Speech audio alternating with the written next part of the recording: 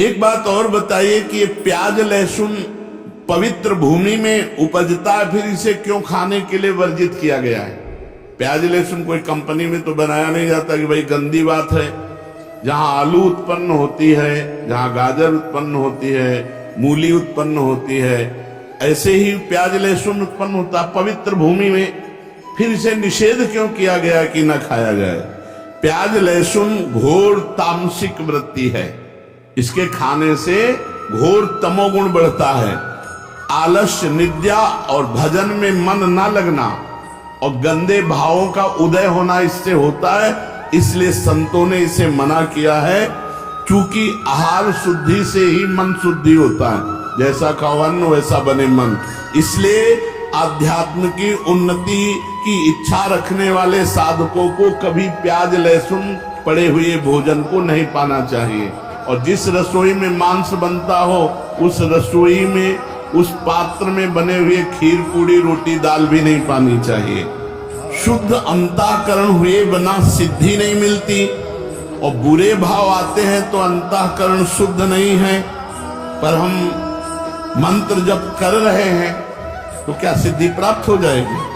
हाँ, प्राप्त हो जाएगी, क्योंकि मंत्र परम शुद्ध है। हम जप रहे, हमारे भाव अशुद्ध है, तो वो मंत्र धीरे धीरे अशुद्ध भावों को काटकर परम सिद्धि प्रदान कर देगा। और ये भूत प्रेत कोई कोई सिद्ध कर लेते हैं मंत्र से, इनकी क्या गति होती है?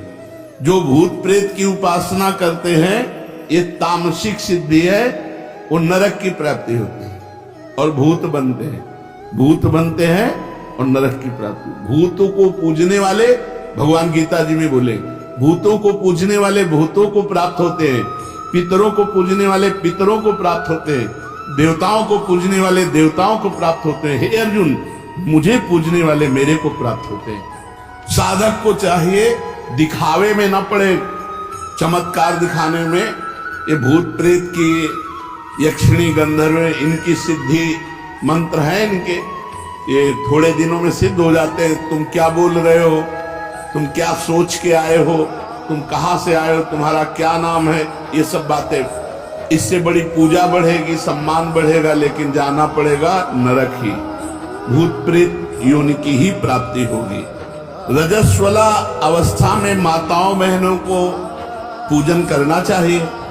रजस्वला स्थिति में माताओं बहनों को दूर से दर्शन करने का अधिकार है, प्रणाम करने का अधिकार है, मानसिक पूजा करने का अधिकार है, मानसिक जप करने का अधिकार है, मानसिक पाठ करने का अधिकार है।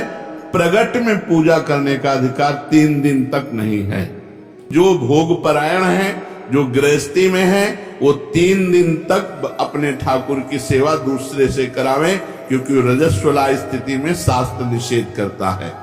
अगर रजस्वला स्थिति में संख्या ली है, गुरु ने दिया है माला जपने का, तो कैसे पूरी करे? तो शायद उस समय काउंटर नहीं होगा जब उत्तर लिखा गया है। तो इन्होंने कहा कि सूत की माला ले सकते हैं या लकड़ी की माला ले सकते हैं। तुलसी की माला से रजस्वला स्थिति में संख्या पूरी न करें। अब तो बढ़िया सुविधा है, न सूत न लकड़ी, काउंटर अंगुरी में फंसा लो, मंत्र और नाम की संख्या पूरी कर लो। जप नहीं छोड़ना चाहिए, जप नहीं छोड़ना चाहिए। और किसी ग्रंथ का स्पर्श नहीं करना चाहिए, पूजा ग्रह का स्पर्श नहीं करना चाहिए, रसोई का स्पर्श नहीं करना चाहिए। अगर गीता, भागवत, रामायण इनका पाठ है तो जितना याद हो उतना मानसिक कर लेना चाहिए, ग्रंथ नहीं पकड़ना चाहिए रजस्वला स्थिति में। अब आखिरी में बता दीजिए कि सच्चा भजन हो रहा है, इसकी परीक्षा क्या है? सच्चा भजन हो रहा है हमारा, इसकी परीक्षा क्या है? भजन करने वाले की प्रतिपल उन्नति होती है। जैसे भोजन करने वाले को एक एक कवल में क्षुधा निवृत्ति, तुष्टि और पुष्टि होती है, ऐसे भजन करने वाले को संसार से वैराग्य स्वरूप का बोध और भगवान से प्रेम तीनों एक साथ बढ़ते चले जाते। यदि संसार से वैराग्य हो रहा है, अपने स्वरूप का बोध हो रहा है, भगवान से प्रेम हो रहा है, तो आपका भजन ठीक चल रहा है। अगर भोगों में ही आसक्ति बढ़ रही तो कहीं त्रुटि कर रहे हो नाम जप में। नाम जप और बढ़ाओ। संसार के भोग कड़वे लगने लगे, यही भजन का फल है। भगवान प्यारे लगने लगे, यही भजन का फल है। शरीर दूसरा लगने लगे, मैं तत्व इससे अलग है, ये स्वरूप बोध होने लगे, यही भजन का फल है। शेष चर्चा आगे। श्री राधा वल्लभ लाल।